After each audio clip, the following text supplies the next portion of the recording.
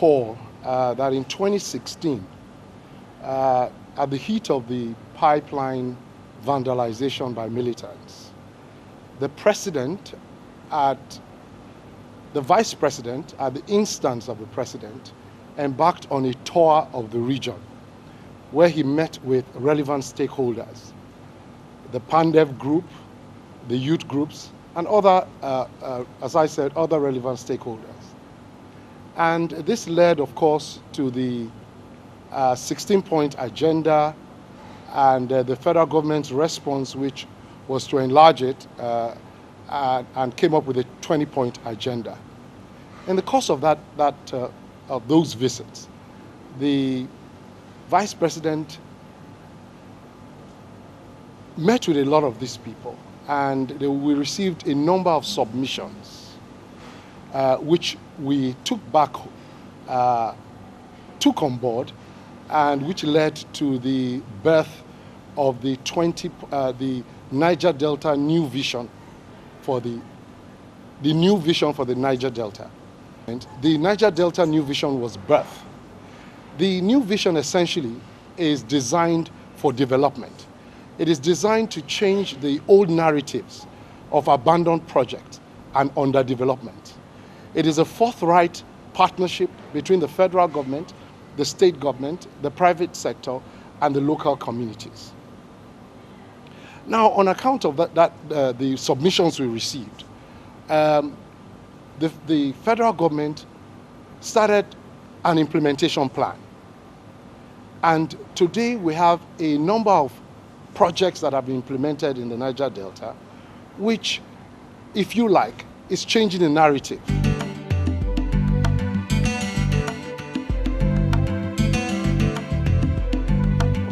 Today we have 4 modular refineries, just as I mentioned, and we have more applicants, who are more interested parties who have applied for modular refinery licenses and are at different stages in the application of their licenses. So more modular refineries are going to come on board.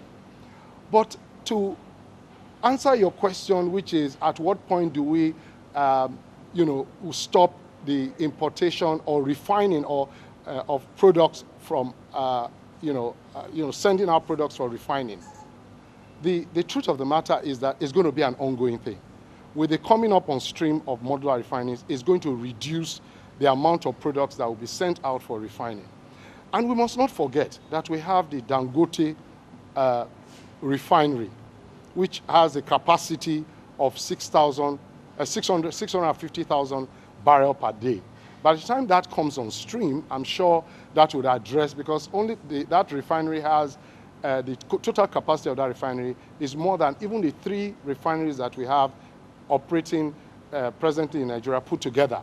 So we believe that by the time that comes on stream, what modular refinery is doing now is to augment, the refining of products presently. And as I said, it's going to be an ongoing thing. And it's going to be an ongoing thing such that, as we go on, the amount of products that will be sent abroad for refining is going to reduce.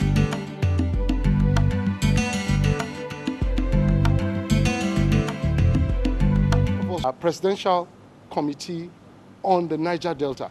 It is headed by the vice president himself. I head the secretariat of that committee. We meet every month. And by the way, that committee is populated by the heads of the different agencies. You have the head of the NDDC, Ministry of Niger Delta Affairs, the NIMASA, and all of this will meet every month. Presidential Amnesty Program and what have you.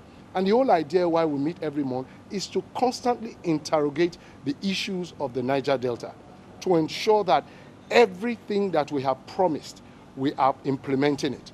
So a number of times, the heads of this agency, I dare say, are put under a lot of pressure to ensure that what we set out to achieve is implemented.